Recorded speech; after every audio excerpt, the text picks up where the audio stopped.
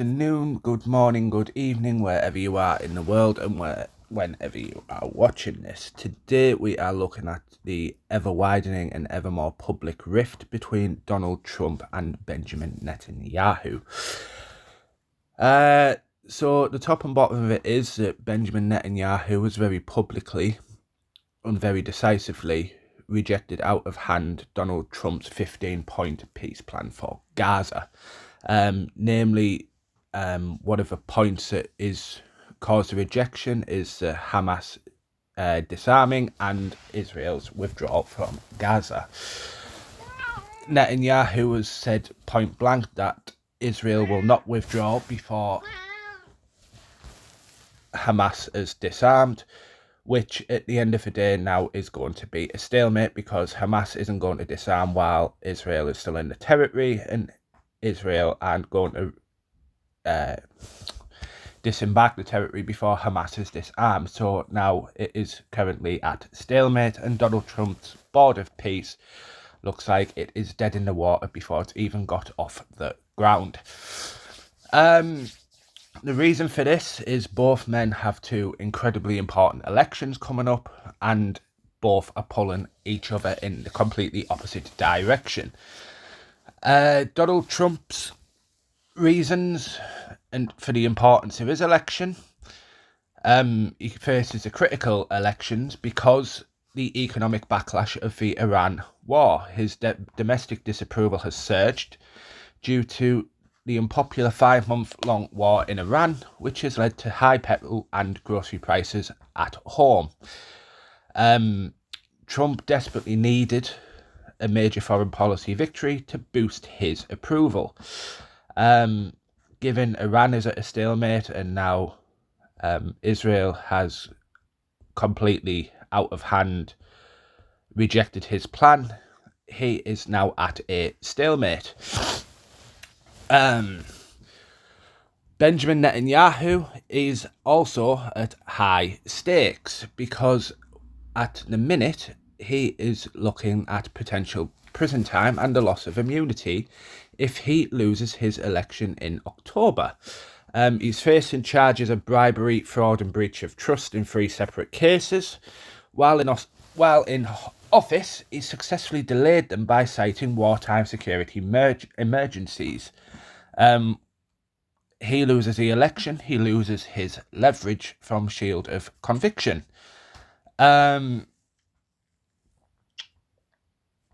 So basically, he loses his prime ministership and he looks to face direct imprisonment. Also, he has an ICC court warrant over his head, without the state apparatus to protect him whilst he is prime minister. He is basically a dead man walking, in essence. Without his prime ministership, he is basically trapped in Israel, because quite a few countries around the world have already said if he stepped foot, they would look to arrest. So without his prime ministership, he loses a very big shield. Also, a massive reset in relations with the US and his foreign policy. With Netanyahu out of the way, if he lost, it would clear the main obstacle to Donald Trump's peace proposal. And the new Prime Minister would be heavily incentivised to repair the fractured ties with Washington by showing some flexibility, which Netanyahu is not, for reasons I will go into. At the minute, Israel is heavily isolated by the international community due to the multi-front conflict in Gaza. It's well known that Israel is being accused of genocide and other war crimes, hence the ICC warrant, and many countries around the world now have put Israel into the cold. Their basic only strong ally they have left is the United States. So Netanyahu publicly and rather scathingly rejecting Donald Trump's plan is a highly risky move with Netanyahu, because if America decide to cut ties, they're basically screwed.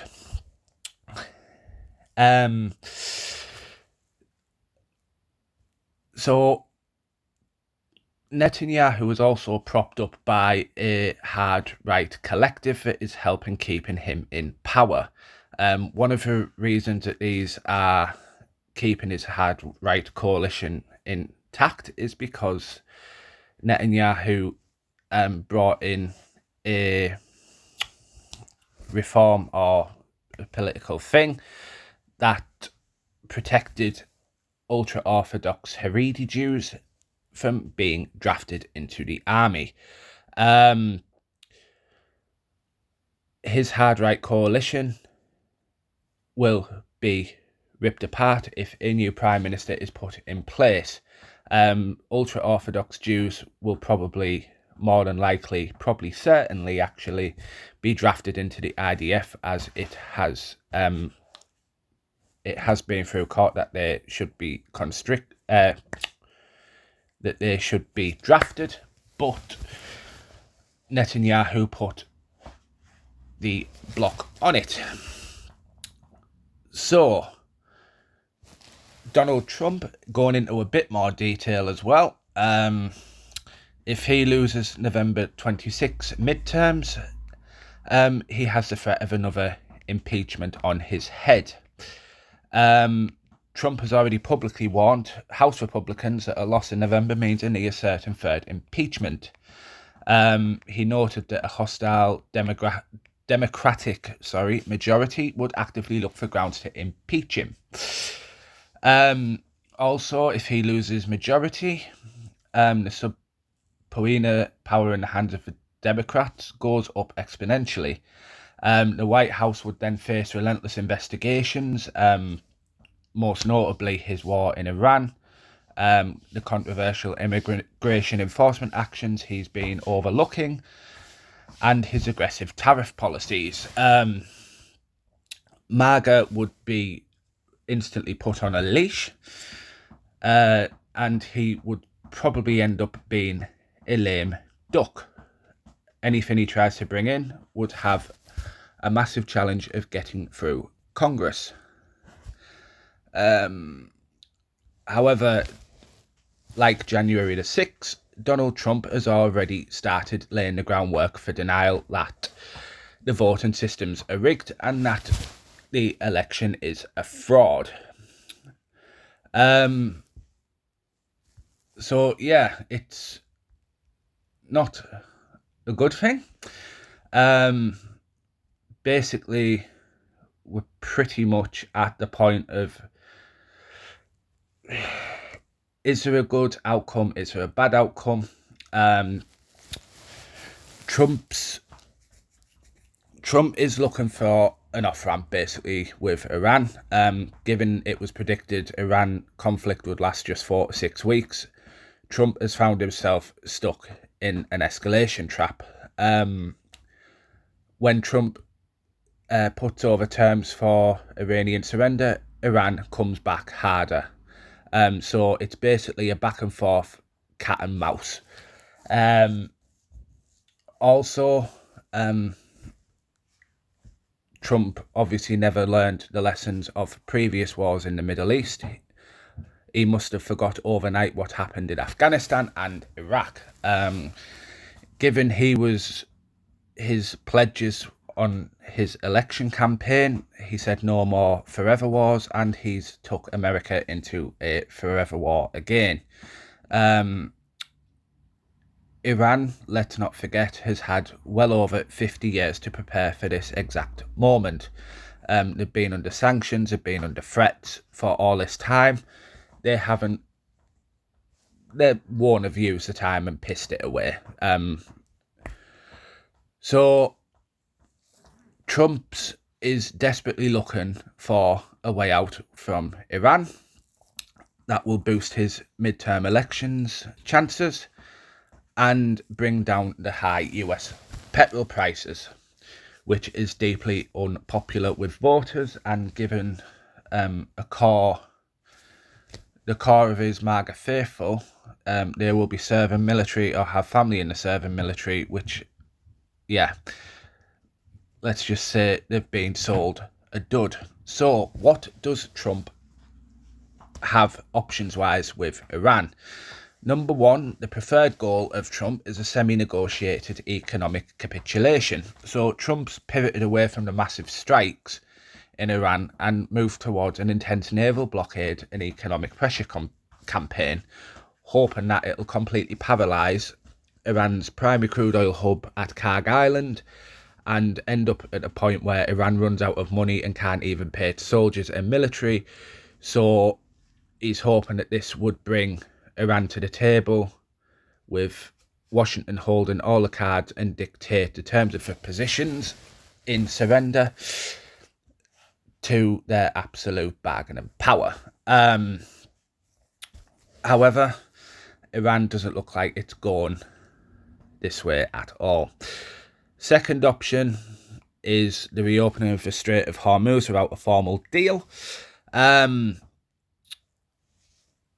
Trump signalled that he's willing to bypass a nuclear treaty if Iran simply agrees to open the Strait of Hormuz, and given the waterway handles roughly 20% of the global oil supplies, this is the top priority, because the prices back in America have shot up and voters are deeply unhappy. If Trump went the route of opening the Strait of Hormuz without a formal deal, the outcome would allow Trump to instantly lower the global fuel prices, appease his angry voters at home, and declare a major foreign policy victory. This would pretty much almost guarantee a safeguard for his congressional majorities, given how small they are. Third option, with getting into a bit darker territory, is a diplomatic stalemate and imperial exit. The negotiations mediated by Oman have hit an impasse. It's turned into an immovable object and unstoppable force. Iran's issued a maximalist list of demands, including lifting blockades and demanding US reparations and unfreezing their frozen assets around the world. Trump then hit back, demanding that Iran pay trillions in compensation for the deaths of soldiers over its 50-year proxy conflicts and deaths of civilians. Iran have basically laughed in his face. If both of the sides remain dug in, Trump may have to use vague language to paper over a stalemate, leaving the region and saying, look, we can't do any more. We'll get out while the going is technically good. With that, Iran would still assert its control over the Strait of Hormuz, and basically Trump would be seen to have lost the war. That would shatter his self-made image as a deal maker and ender of conflict. The fourth option, which is the worst option but is looking all the more likely, is ground invasion and boots on the ground. It's well known that wars cannot be won simply by missile strikes and aircraft. There is going to come a point, whether you like it or not, where you run out of road, you're backed into a corner, and the only option left is you have to put boots on the ground. If the economic sanctions fail and Iran continues to send over drone and missile strikes on shipping and around the Middle East, which, you know, it's currently doing at will when America decides to attack it again,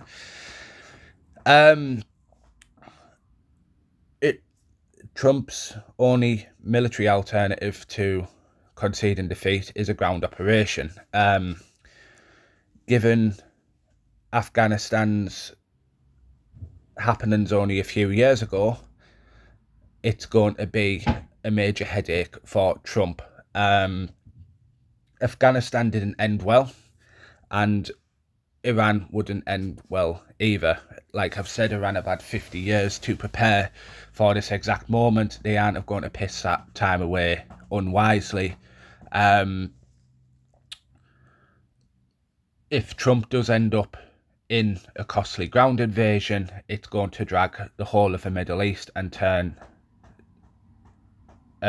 turn it into a huge regional conflict, which would basically destroy election chances and fracture the self-made image of Trump that he's a deal maker and his anti-interventionist base.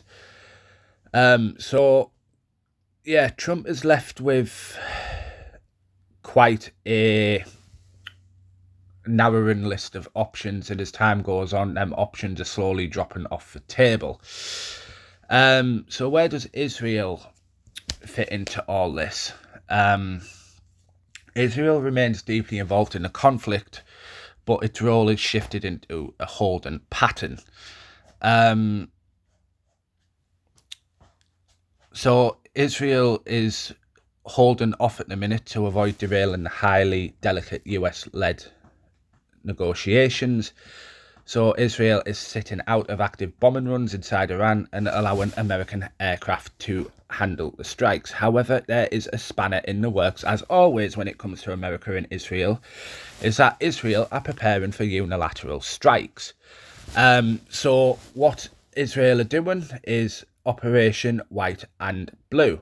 Operation White and Blue is the official code name for the independent unilateral military contingency plan developed by the IDF to launch direct strikes against Iran without relying on the United States support militarily and approval. So, what are the triggers for Operation White and Blue? So, Netanyahu knows that Trump is looking for an off-ramp and looking for an off-ramp quickly. If Trump jumps too quick, then it leaves Israel wide open.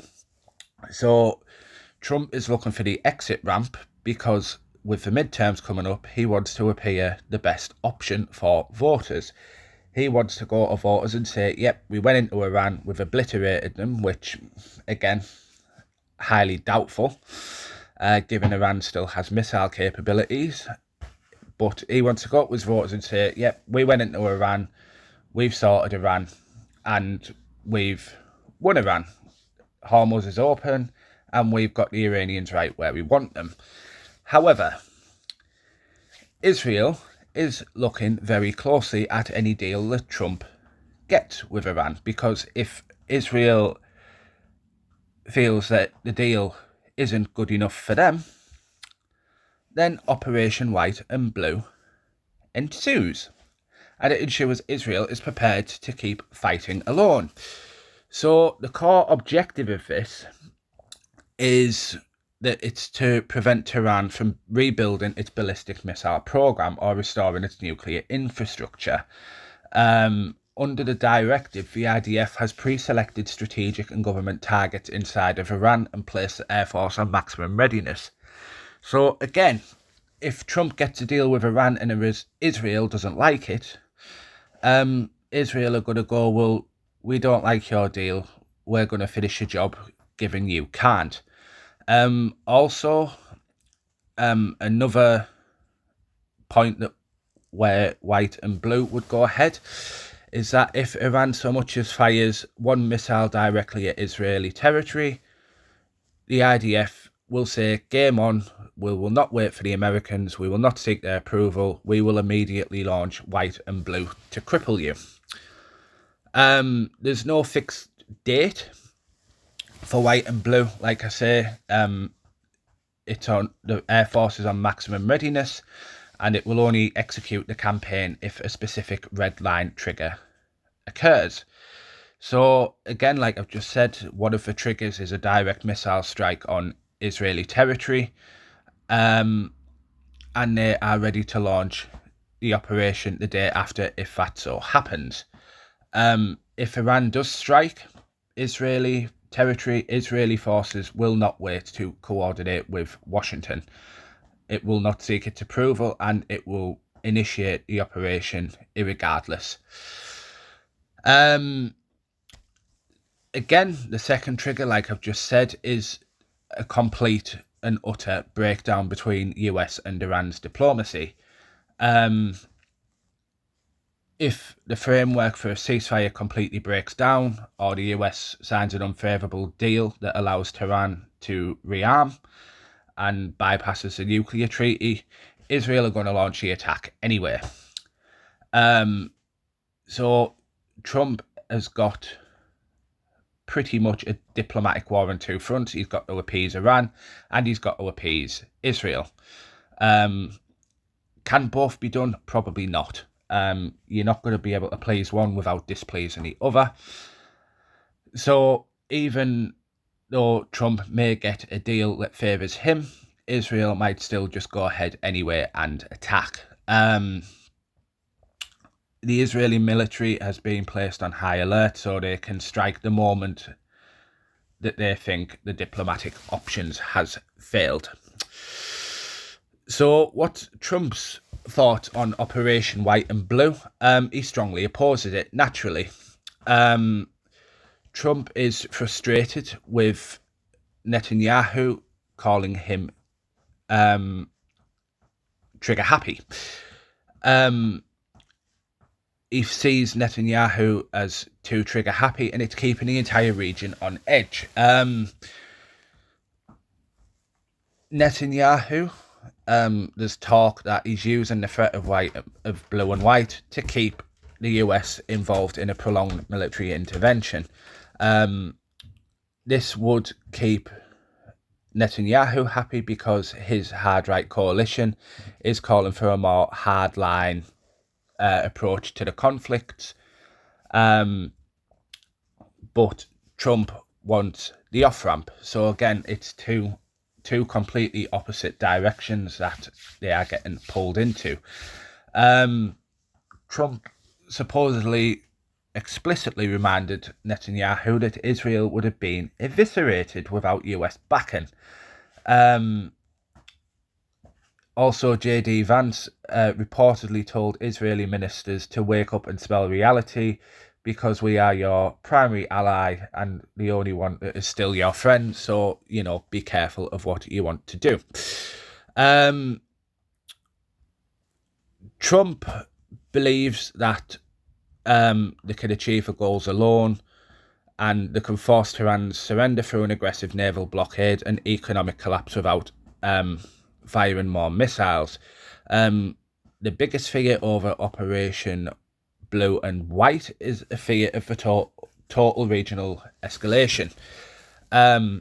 If Israel unilaterally strikes Iran, Iran is going to go into overdrive. Like I said, they've had 50 years to prepare for this moment.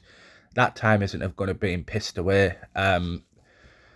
The missile program, given Tehran's mountainous territory, it would not surprise me one iota if missiles are hidden deep inside a mountain cave network. They've had 50 years. They're not going to want all their missiles took out in one fell swoop. If Iran goes into massive retaliation and attacks Israel, America is going to have to help them, and the threat of a ground invasion by American troops into Iran becomes ever more certain.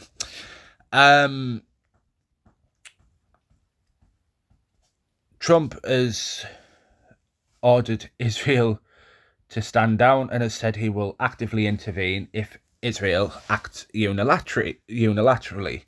An instance of this was when they threatened an independent strike on Syria's Site 99. Trump stepped in and urged them to stand down. Whether it will work is anyone's guess. So, a complete diplomatic mess. Trump getting sucked in by Netanyahu to go into Iran. The world and his dog could see it was a big mistake, given that when Netanyahu was tried with previous US presidents wouldn't touch the idea with a barge pole. However, Trump wanted to look the big man and say to his voters, I was the one that started Iran, could be his actual downfall. His attacks on Iran, they've been challenged by US allies, specifically Spain, with their absolute refusal to let America use their joint air bases in Spain to launch attacks on Iran. This actually caused massive division with Spain and the US, with Trump going so far as threatening to cut off all trade. Normally, in years gone by, when America backed, countries followed. This didn't happen this time. Europe basically stood behind Spain and solidified and told America, do your worst, basically. So what does all this mean? It means, to me, and it seems blatantly obvious, that America's standing on the world stage as a world superpower is fast eroding.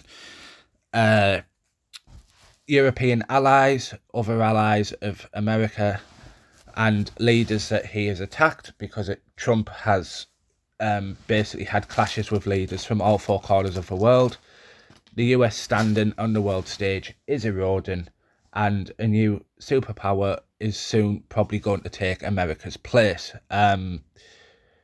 America is rapidly seen as becoming a busted flush as they go into wars. They do the whole shock and awe opening, and then it kind of seems to just drag into a drawn-out bloodbath wherever they go. Iraq, Afghanistan being two of the major recent developments in the American war program.